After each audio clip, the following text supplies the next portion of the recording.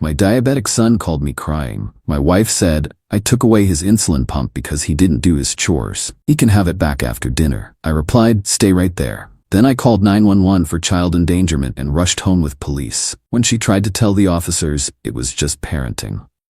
I'm 34 years old, software engineer. My son Tyler is 9. He was diagnosed with type 1 diabetes when he was 6. It's been 3 years of learning how to manage it. 3 years of night checks. 3 years of carb counting. 3 years of making sure his insulin pump is working and his glucose monitor is reading correctly. 3 years of knowing that one mistake could kill him. My wife Angela is 32. We've been married for 11 years. She wasn't always like this. When we first got married, she was kind, patient, good with Tyler when he was a baby. That changed slowly, so slowly I didn't notice until it was too late. It started small after Tyler's diagnosis. She'd get frustrated when he needed middle-of-the-night glucose checks. Say I was babying him, that he needed to learn to handle it himself. He was 6. I'd tell her he's too young. She'd say I was overprotective. We'd argue. Then she'd apologize and things would be fine for a while. Then she started using his diabetes as punishment. If he didn't clean his room, she'd say no dessert. Which fine, that's normal parenting. But then it escalated. She'd delay his snacks when his blood sugar was dropping and he needed fast-acting sugar to prevent a low. Make him wait 30 minutes as punishment for talking back. I'd find out and lose it. She'd say she was teaching him consequences, that he needed to learn that actions have results. I told her, you don't use a medical condition as a teaching tool. You don't withhold food from a diabetic child. She'd cry. Say she was trying her best. That being a parent to a special needs child was hard. That I didn't appreciate her. I'd feel guilty. Back down. Tell myself she was stressed, that she'd learn, that it wouldn't happen again. It always happened again. 2 months ago, Tyler came to me quietly. Said Mom told him if he got an A on his math test, she'd let him have his pump back.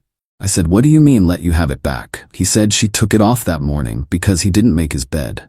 That she said he could wear it to school if he promised to be better. I saw red.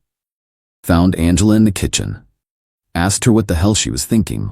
She said he needs to learn responsibility. I said he's 9 years old with a disease that could kill him in hours without insulin.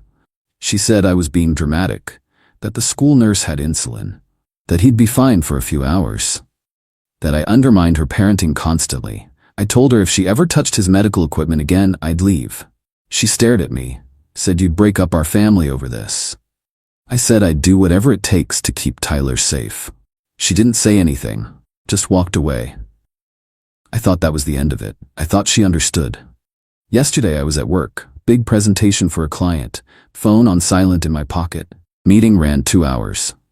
When I got out, I had 7 missed calls from Tyler's number. My stomach dropped. Called him back immediately. He was crying so hard he could barely talk. Dad, please come home. I can't find my pump. Mom took it. She won't give it back. My sugar is getting high. The monitor keeps beeping. I asked where his mom was. He said she's here, but she won't listen. She said I have to wait until dinner. Dad, I don't feel good. I asked to speak to Angela. Tyler must have handed her the phone. She said hello, like nothing was wrong. I said, what the hell is going on? She said Tyler didn't do his chores after school. His backpack was on the floor. His shoes weren't put away. So I took his pump. He can have it back after he eats dinner and cleans up properly. It's 4 p.m. Dinner is at 6. He'll be fine. I said, give him the pump right now. She said, no. You always let him get away with everything. He needs structure. He needs consequences. I said, Angela, he's diabetic. She said, I know that. You act like I don't know my own son's condition. He's not gonna die in 2 hours. Stop being dramatic. I hung up, dialed 911. Told them my wife had taken my diabetic son's insulin pump as punishment and was refusing to give it back. That his blood sugar was rising and she was withholding medical equipment. The operator asked if this was an emergency. I said my son has type 1 diabetes and no access to insulin. Yes, this is an emergency. She said police and ambulance were on the way. Stay on the line. I said I can't. I have to get home. I'm 20 minutes away. She said, sir, stay on the line. I hung up. Got in my car. Drove 80 in a 45. Didn't care. Called Tyler back. Said, buddy, I'm coming. Police are coming. You're going to be okay. He said, "Dad, I'm scared. I feel shaky." I said, "I know. I'm so sorry. This is not okay. What Mom is doing is not okay. Stay on the phone with me." I kept him talking the whole drive. Asked him about school, about his friends, about the video game he wanted. Anything to keep him conscious and alert. His voice got quieter, more confused. I drove faster. Pulled into my driveway at the same time as 2 police cars and an ambulance. Ran inside. Tyler was on the couch, pale, sweating, shaking, monitor reading 310 and climbing. His continuous glucose monitor is separate from his pump. It stays on his arm and shows his levels in real time. That's how we knew it was 310. But without the pump, he had no insulin to bring it down. I grabbed him. The paramedics came in right behind me. They assessed him immediately. Asked where his pump was. Angela was standing in the kitchen. She looked shocked. Said, "What is this? Why did you call the police?" I said, "You took a diabetic child's insulin pump. That's child endangerment." She said, "That's insane. He's my son. I was teaching him a lesson. You completely overreacted." One of the officers asked her to confirm she'd removed the child's insulin pump. She said yes, but he'll only be without it for 2.5 hours total by dinner time. He wasn't going to die. This is ridiculous. The officer asked where the pump was. She said, "In my purse." He asked her to retrieve it. She hesitated. Said, "This is absurd. You're treating me like a criminal. I'm his mother." The officer repeated himself. "Ma'am, retrieve the insulin pump now." She got her purse, pulled out Tyler's pump, handed it to the paramedic. He attached it to Tyler immediately. Started asking Tyler questions. "How do you feel? When did Mom take this off?" Tyler said around 3:30. "After school, because I didn't hang up my backpack." The paramedic looked at Angela, said, "You took a type 1 diabetic's insulin pump for over an hour as punishment." She said, "He needs to learn consequences. He's always so careless." The paramedic said, "Ma'am, this child could have gone into diabetic ketoacidosis. That's a medical emergency." She said, "But he didn't. He's fine." See, everyone is overreacting. The officer asked if I wanted to press charges. I looked at Tyler. At my son, who was still shaking and pale and scared, said yes. Absolutely. Angela's face went white. Said, "You're gonna have me arrested. Over-parenting." I said, "You withheld life-saving medical equipment from a child. That's not parenting. That's abuse." She started crying. Told the officers I was vindictive, that we'd been having marital problems, that I was looking for an excuse to leave. The officer said, "Ma'am, this isn't about your marriage. This is about child welfare. We're going to need you to come with us." She said, "I'm not going anywhere. This is my house, my son." The officer said, "You're under arrest for child endangerment." Started reading her Miranda rights. She looked at me. Said, "I can't believe you're doing this. Tyler needs his mother." I said, "Tyler needs someone who won't kill him to prove a point." She screamed, called me every name she could think of. The officers walked her out in handcuffs. Tyler was taken to the hospital for observation. His levels were high but not critical. The paramedics had caught it in time. The ER doctor said another hour, and we'd be looking at a very different situation. Asked me what happened. I explained everything. She made notes, said she was obligated to report this. I said, "Good." CPS showed up at the hospital that night. A woman named Sarah, mid-40s, kind eyes but firm voice. She asked Tyler questions. He told her everything.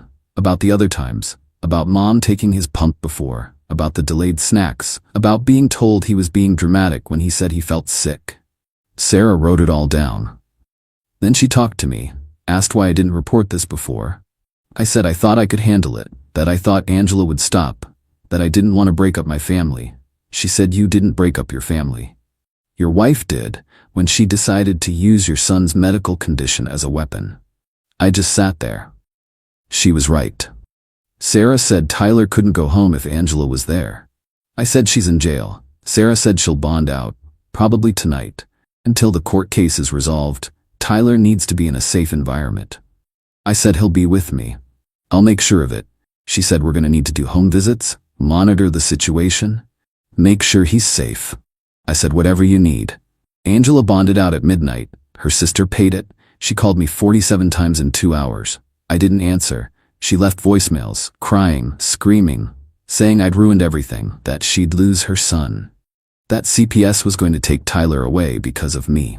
That this was all my fault for overreacting. I saved every voicemail, sent them to my lawyer, Filed for divorce the next day. Emergency custody hearing scheduled for the following week. My lawyer said this was one of the most clear-cut cases he'd ever seen. That no judge would allow unsupervised visitation after this. That Angela was looking at criminal charges and potential jail time.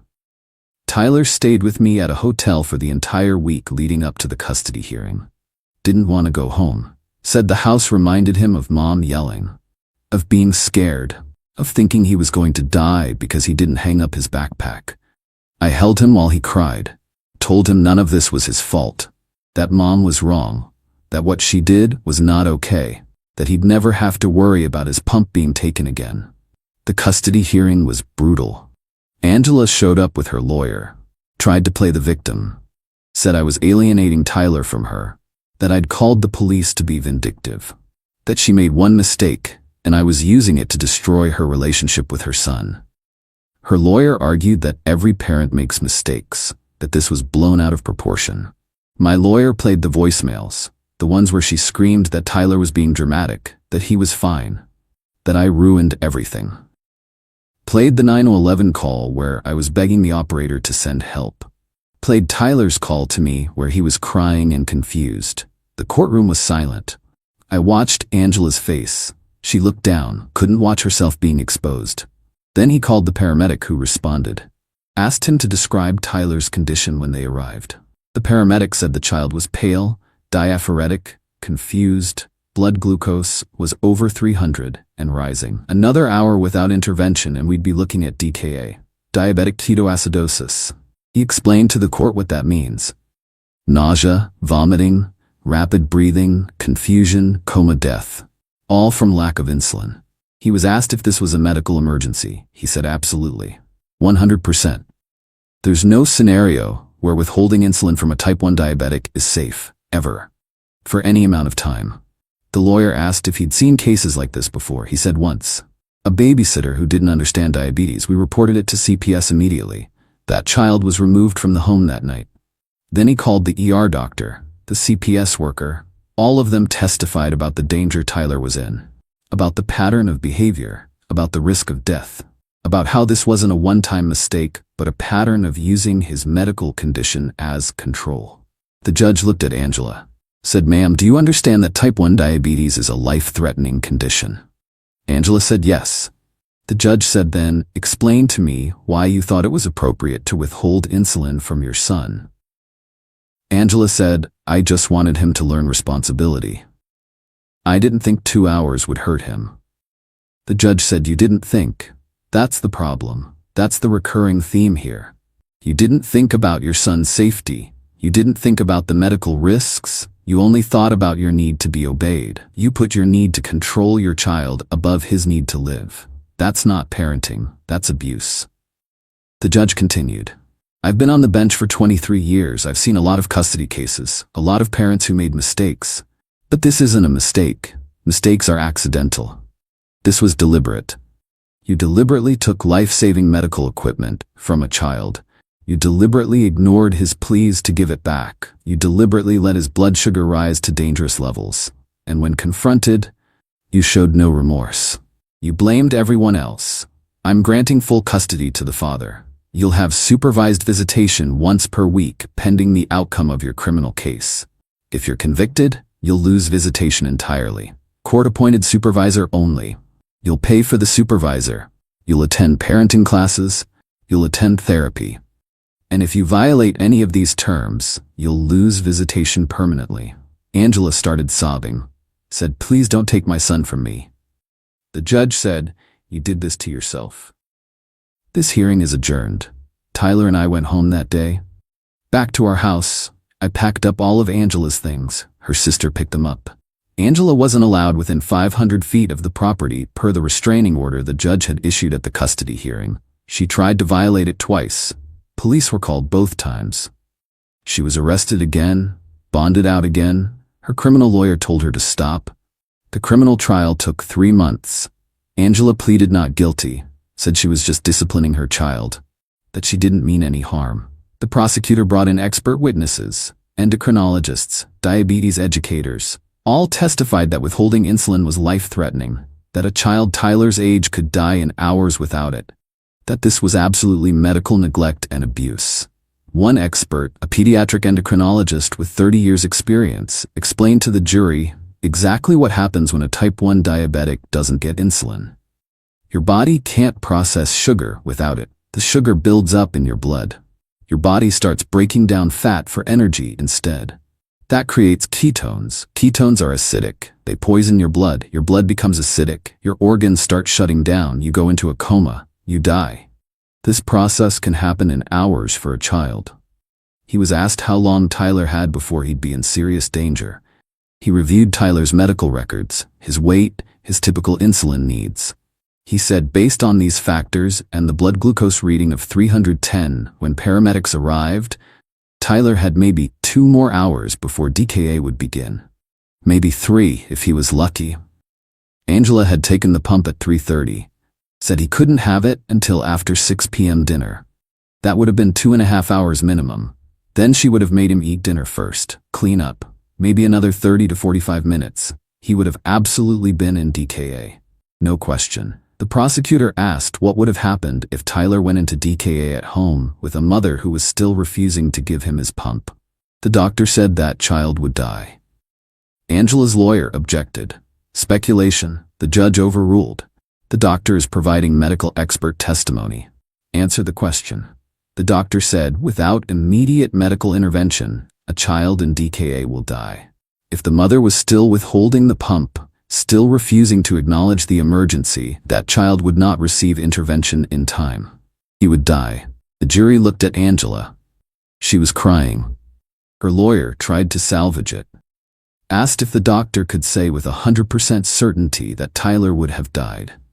The doctor said, I can say with 100% certainty that a type 1 diabetic child without insulin for that duration would enter DKA. I can say with 100% certainty that DKA is life-threatening. I can say with 100% certainty that this mother's actions created a life-threatening situation. Whether the child would have died depends on variables we can't know. But the risk was absolutely there. The jury deliberated for 2 hours, found her guilty of child endangerment. She was sentenced to 2 years probation and mandatory parenting classes. Lost all custody. Tyler was relieved. I was relieved. She violated probation within 6 months by trying to pick Tyler up from school. Went to jail for 90 days. Was released 8 months ago from today. Tyler's doing better now. We have a routine. I check his pump every night, make sure his glucose monitor is charged, keep emergency sugar everywhere. He knows I'll never take his medical equipment, that his health comes before chores, before discipline, before everything. He sees a therapist twice a week, working through what Angela did, through the fear, through the trauma of thinking your own mother might let you die to prove a point. The therapist says he's resilient, that he'll be okay. But it takes time. Angela sends letters. Tyler doesn't read them. I scan them first. They're all the same. I'm sorry. I made a mistake. I love you.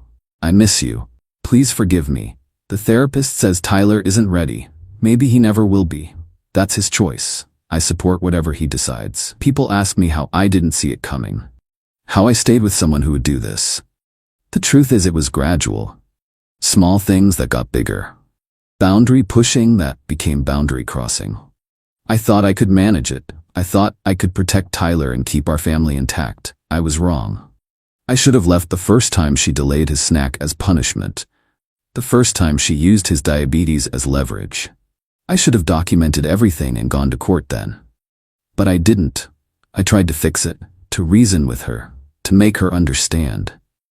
You can't reason with someone who sees your child's medical condition as a tool for control. Tyler asked me last week why Mom did it, why she cared more about a backpack on the floor than whether he lived or died. I didn't have a good answer. I still don't. I said sometimes people get so focused on being in control that they forget what actually matters. That Mom's need to be obeyed became more important than keeping him safe. He said that's dumb. I said, yeah, buddy, it really is. He's thriving now. His A1C levels are the best they've been in years. His doctor said he's doing amazing. That whatever we're doing at home is working. I said we just follow the medical plan. Don't use his health as a bargaining chip. The doctor said you'd be surprised how many parents don't do that. I wasn't surprised. Not anymore. I'm dating again. Nothing serious. A woman I met at Tyler's school. She's a teacher, patient, kind. She asked me about Tyler's pump one day. I explained diabetes. She said that must be hard to manage. I said it's not hard when you care more about your child's life than about being right. She said that should be the baseline for parenting. I said you'd think. Angela's probation ends in about 10 months. She'll petition for visitation again. My lawyer says no judge will grant it without serious therapy and proof of change. That her criminal record and violation of probation will weigh heavily against her. Tyler says he doesn't want to see her. I told him that's okay, that he gets to decide, that I'll support whatever he wants. Sometimes I wonder if I overreacted that day. If calling 911 was too extreme. Then I remember Tyler's voice on the phone, scared, shaking, confused, begging me to come home, begging his mother to give him his pump, and I know I did the right thing. I'd do it again, every single time. My son's life is not a negotiation tool. His health is not a punishment. His medical equipment is not something to be withheld for behavior modification. These are basic facts. The fact that I had to call police to enforce them is insane. The fact that I had to arrest my own wife to protect my child is insane. But I'd do it all again without hesitation. Tyler is alive. He's safe. He'll never have to worry about someone taking his pump again. That's what matters. Not Angela's feelings, not her explanations, not her excuses. My son's life. That's the priority. That's always the priority. People tell me I'm a good dad. I don't feel like a good dad. Good dads don't let it get that far. Good dads see the warning signs earlier. Good dads protect their kids before the police have to get involved. But I'm trying. I'm doing better. I'm making sure Tyler knows he's safe. That his health matters more than chores, more than discipline, more than anything. That's all I can do now. Be better. Be vigilant. Be the parent he deserves, and make sure that no one ever uses his diabetes as a weapon again. Not his mother, not anyone. Never again.